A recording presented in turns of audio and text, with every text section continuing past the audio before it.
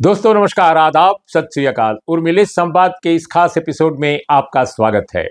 दोस्तों, ये नोएडा में जो टीवी चैनल हैं, जो अपने आप को राष्ट्रीय चैनल बोला करते हैं, इनके लिए जो एग्जिट पोल दिखाने वाली कंपनियां हैं और जो उन्होंने एग्जिट पोल का आंकड़ा पेश किया है, खासकर दक्षिण भारत के बारे में, उनकी धज्जियां उड़ाते हुए कुछ नए सर्वे आ गए हैं। और वे सर्वे दक्षिण भारत के हैं। दरअसल वे सर्वे पहले से एग्जिस्ट करते रहे, क्योंकि वहां तो प्री पोल भी सर्वे किया गया था कई कई संस्थानों द्वारा, और बाद में पोलिंग के बाद भी उन्होंने सर्वे कराए और बहुत विस्तार से उन्होंने सर्वे कराए। सिर्फ लोगों से ये नहीं पूछा कि आपने किसको वोट दिया, और भी बहुत सारे ब्यौरे उनके सवालों में थे। और वे इसलिए ज्यादा प्रामाणिक माने जाएंगे क्योंकि वो दक्षिण भारत के अपने मीडिया संस्थान हैं, जो उसी भाषा में, उसी लहजे में, उसी ढंग से लोगों का चयन करते हैं। इसके अलावा उनका जो सैंपल है, उनके सर्वे का जो सैंपल है, वो ज्यादा व्यापक है, उसमें ज्यादा विविधता है। जैसे एकमात्र एक कंपनी ने, जो नोएडा के टेलीविजन चैनलों के लिए सर्वे करने वाली कंपनी है, सिर्फ एक ही कंपनी ने इसमें अपने सर्वे के सैंपल साइज और तमाम डिटेल्स पेश किए हैं। लेकिन उसमें भी बहुत सारे कॉन्ट्रडिक्शन हैं। ये साउथ की इंडिया की जो कंपनियां हैं, जो सर्वे करती हैं, उन्होंने उसको उजागर कर दिया है। दोस्तों, लेकिन दिलचस्प बात यह है कि कर्नाटक का जो एग्जिट पोल है, उसको बुरी तरह कॉन्ट्रडिक्ट किया है एडिना ने। और एडिना जो है, वो एक ऐसी कंपनी है, एक ऐसी मीडिया कंपनी है, एक संस्थान है जो कम्युनिटी बेस्ड मीडिया संस्थान है। तो एडिना ने जो एग्जिट पोल का जो किया है, उसके दो तीन बहुत महत्वपूर्ण पहलू हैं दोस्तों, और मैं आपको बताना चाहूंगा। पहली बात तो उन्होंने ये कहा है कि जो कर्नाटका के बारे में आंकड़ा पेश किया है नोएडा के टेलीविजन चैनलों पर दिखाए जाने वाले जो एग्जिट पोल का हवाला देते हुए उन्होंने कहा है, और उसमें बाकायदे उन्होंने जो मुख्य एक एग्जिट पोल कराने वाली कंपनी है, जो सबसे बड़े चैनल, सबसे तेज चैनल के लिए, उसके आंकड़े को उन्होंने कोट करते हुए कहा है कि हमारी जो जानकारी है वो ये तथ्यतः गलत है। इसमें जो जो नतीजे निकाले गए हैं वे वास्तविक नहीं लगते हैं। और उनका ये कहना है कि जो सीटें इन्होंने दिखाई हैं, अब जैसे उदाहरण के तौर पे कर्नाटक के बारे में जो सीटें दिखाई हैं, इस मीडिया ग्रुप ने वो दिखाया है कि एनडीए को 23 से लेकर 25 सीट मिलेगी। यानी कुल जो 28 सीट है, 28 सीट में 23 से 25 सीट एनडीए को मिल जाएगी, यानी भारतीय जनता पार्टी और जेडीएस के अलायंस को। और इंडिया अलायंस को कितनी मिलेगी 28 सीट में? 3 या 5।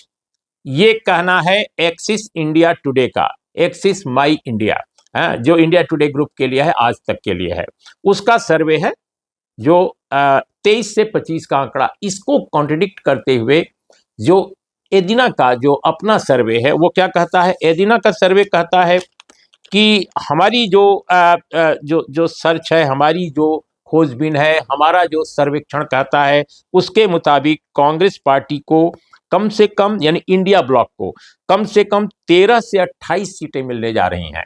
यानी जो वो जो दे रहे हैं, इंडिया टुडे ग्रुप के लिए सर्वे करने वाली कंपनी जो दे रही है कर्नाटक में 3 से लेकर 5 सीट, वो ये कह रहे हैं, एडिना कह रहे हैं कि इनको 13 से 18 सीट मिलने वाली है। और भारतीय जनता पार्टी जेडीएस के, यानी एनडीए गठबंधन को कुल मिलाकर 10 से 13 सीट मिलने वाली है। दोनों के वोटिंग पैटर्न में जो फर्क है, दोनों के वोटिंग परसेंटेज में जो फर्क है, वो करीब करीब 2% से कुछ ज्यादा है। 46 पॉइंट समथिंग कांग्रेस के पास है, 44% भारतीय जनता पार्टी जेडीएस के पास है। तो ये जो एडिना ने जो एग्जिट पोल अपना किया है, उसको एक तरह से इन्होंने जो सर्वे किया है, उसको एक तरह से इस एग्जिट पोल को, नोएडा के एग्जिट पोल को जो जो जो आज तक पर दिखाया गया, इंडिया टुडे पर दिखाया गया, उसको चैलेंज किया है।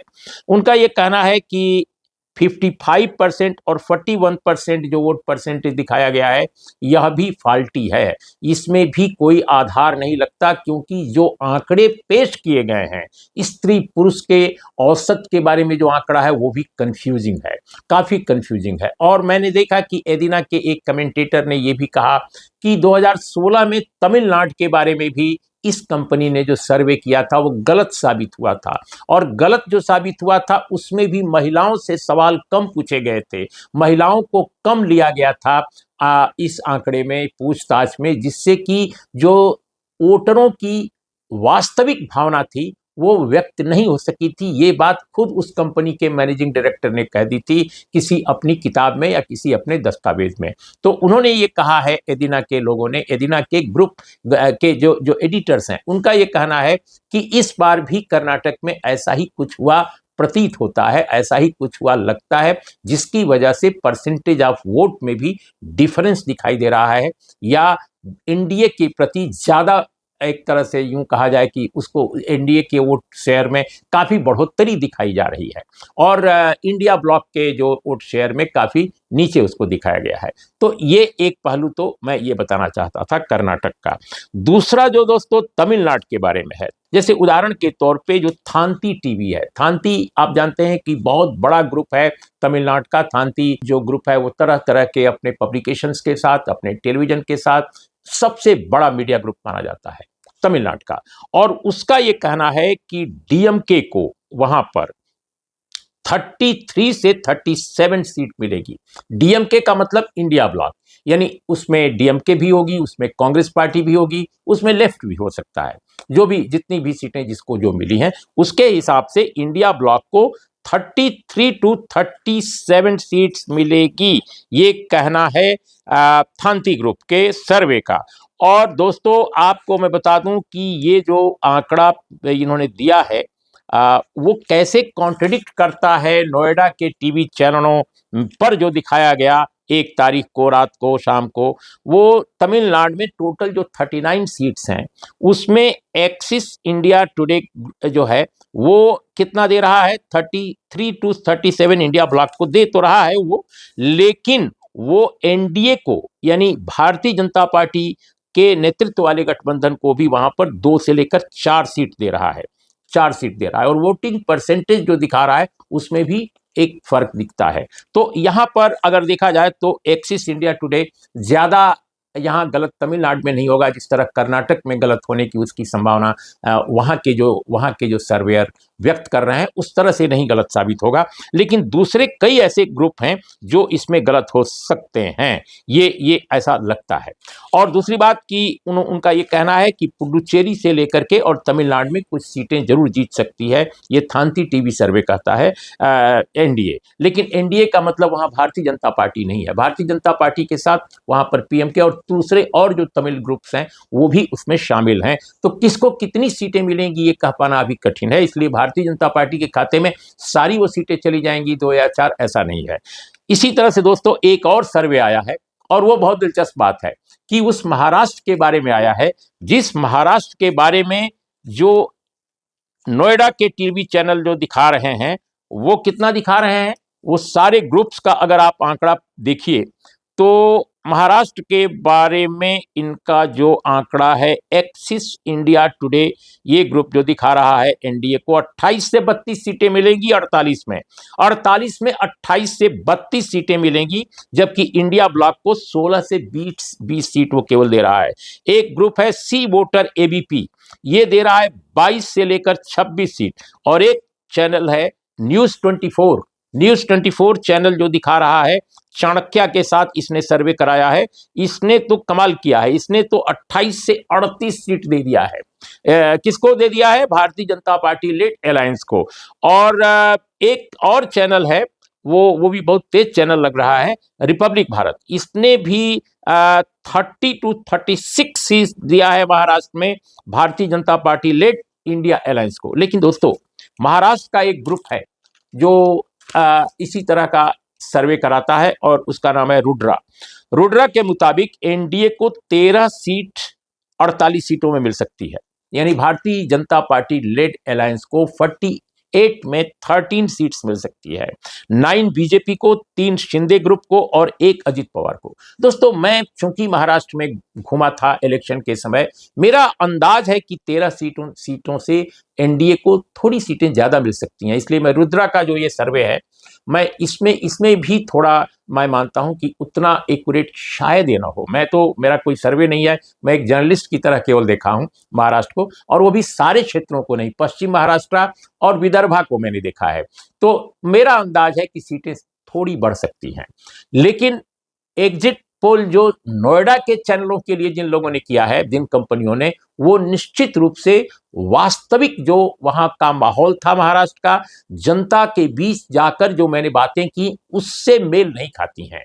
वो उनका जो सर्वे का जो आंकड़ा है मेल नहीं खाता है। वो बहुत बढ़ा चढ़ाकर पेश कर रहे हैं और इंडिया ब्लॉक के संगठनों को बहुत कम आंक रहे हैं। मुझे लगता है कि वह भी गलत है। और रुद्रा का ये जो आंकड़ा मात्र 13 सीटें 48 सीटों में दे रहा है, शायद इसमें भी थोड़ी कमी है। लेकिन फिर भी मैं रुद्रा के सारे आंकड़ों को पेश कर दूंगा आपके सामने।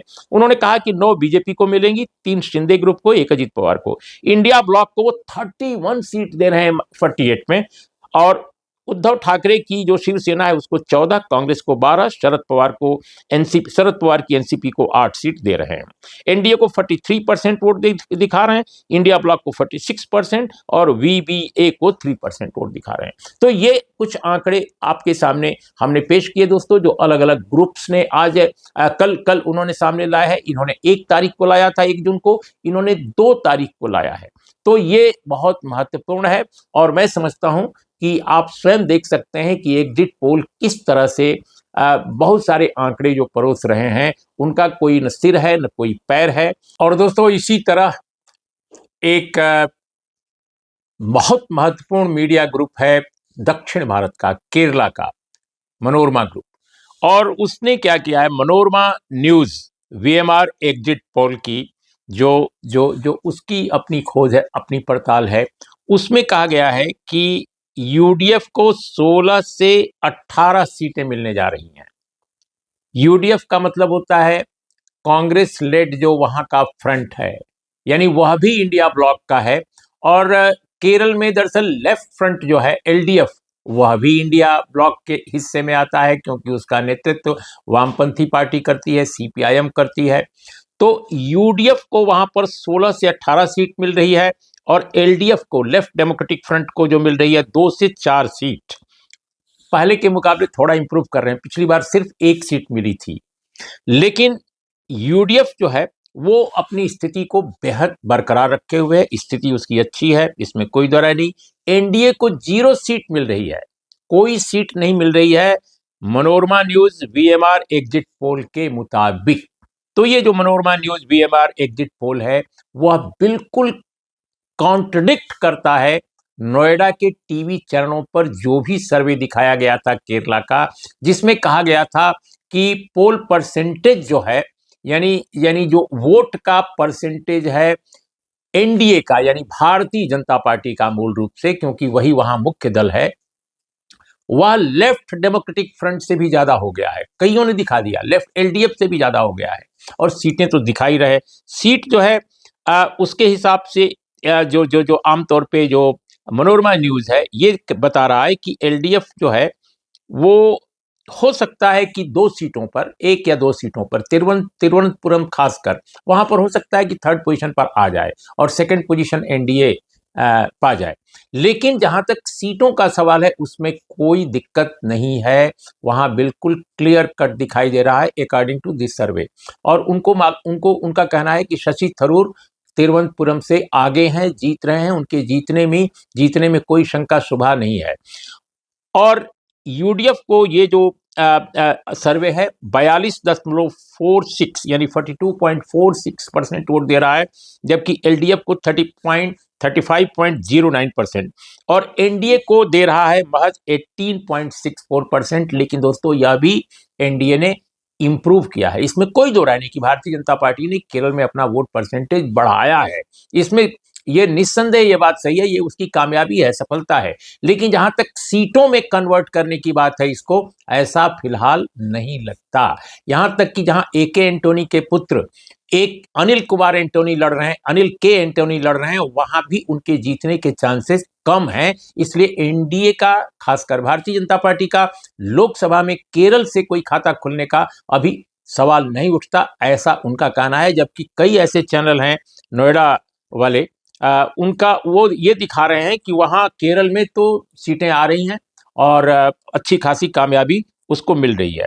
और दोस्तों एलडीएफ के बारे में एक बात बहुत महत्वपूर्ण है कि एक सीट उसको पिछली बार मिली थी एलएपी की, और इस बार वहां पर बताया जाता है कि केसी वेणुगोपाल जो कांग्रेस पार्टी के जनरल सेक्रेटरी हैं वो चुनाव जीत रहे हैं या जीत सकते हैं। तो ये कुछ चीजें आपके सामने मैं रखना चाहता था। त्रिशूर सीट पर काफी बड़ा क्लेम कर रही थी भारतीय जनता पार्टी, लेकिन ये क्लेम भी उसका ऐसा लगता है, खासकर Manorama news VMR exit poll के हिसाब से वह सही नहीं है, वह कामयाबी शायद वहां ना मिले।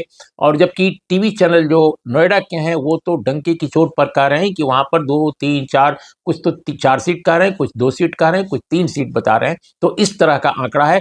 दक्षिण भारत के जितने मीडिया ग्रुप्स हैं उनके ज्यादातर जिन्होंने सर्वे कराया है वो नोएडा के टीवी चैनलों पर दिखाए जाने वाले एग्जिट पोल को सिरे से खारिज कर दिया है, केरल के बारे में भी। तो दोस्तों, अपनी इसी टिप्पणी के साथ आज अपने कार्यक्रम का समापन करता हूं। नमस्कार, आदाब, सत श्री अकाल।